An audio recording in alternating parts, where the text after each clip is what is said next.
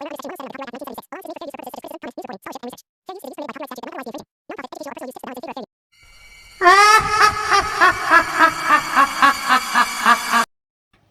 को शुरू से ही गांव का माहौल बेहद पसंद था, इसीलिए कॉलेज खत्म होने के बाद वह अपने शहर को अलविदा कर अपने गांव के लिए निकल गया।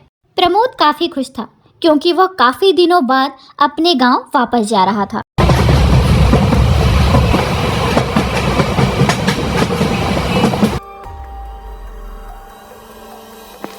लेकिन प्रमोद जब अपने गांव के बाहर पहुंचा तो उसे बहुत अजीब लगा। प्रमोद जब अपने गांव के पास पहुंचा तो उसे वहां पर एक जलती हुई चिता दिखाई दी, जहां पर पास में ही 2 सोने की पायलें रखी हुई थीं, जो बेहद चमक रही थी। प्रमोद ने भी बिना कुछ सोचे समझे झट से उन दोनों पायलों को उठाकर अपने पास रख लिया और वापस अपने घर चला गया। लेकिन प्रमोद को क्या पता था कि उसने अपने जीवन की सबसे बड़ी गलती कर दी थी। और होता भी क्यों ना, आखिर मुफ्त में मिली चीज़ हर किसी को पसंद होती है।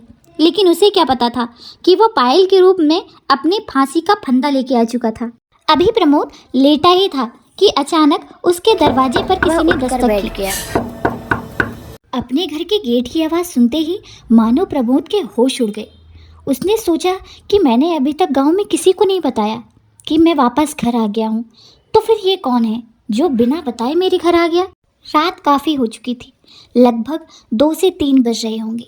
लेकिन जब बहुत देर तक खटखट बंद नहीं हुई तो मजबूरी में प्रमोद ने गेट खोल दिया। दरवाजे के उस ओर एक बेहद खूबसूरत लड़की खड़ी हुई थी, जिसका चेहरा आधा घूंघट से ढका हुआ था।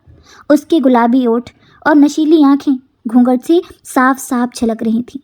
प्रमोद कुछ कह पाता इससे पहले ही उस लड़की ने कहा, आई एम सो सॉरी कि मैंने आपको इतनी रात को परेशान किया। वो दरअसल मेरी कार खराब हो गई है, तो आज रात क्या मैं आपके घर रुक सकती हूँ। प्रमोद ने बिना कुछ सोचे समझे सिर्फ उसकी खूबसूरती देखते हुए उसे घर के अंदर बुला लिया। लेकिन उसके घर के अंदर आते ही घर की लाइट चली गई। प्रमोद उस लड़की को बिस्तर में बिठा लालटेन लेने चला गया। वो लड़की शादी के जोड़े में बला की खूबसूरत लग रही थी, इसलिए प्रमोद झट से लालटेन लेकर उस लड़की के पास चला गया और उसे एकटक निहारने लगा। प्रमोद कुछ पल के लिए उस लड़की को एकटक निहारे जा रहा था और अब वो लड़की भी समझ चुकी थी कि प्रमोद उसके वश में है, इसलिए उसने प्रमोद से बड़े प्यार से कहा, आपके पास मेरी एक बहुत कीमती चीज़ है, क्या आप प्लीज़ मुझे वो चीज़ वापस कर देंगे।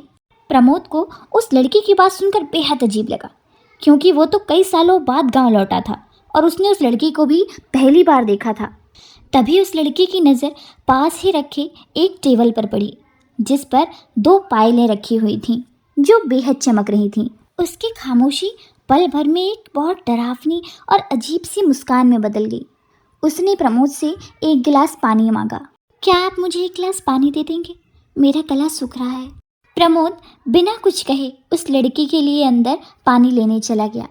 लड़की ने चुपचाप उन पायलों को अपने पैर में पहन लिया और बिना कुछ कहे उस घर से बाहर चली गई।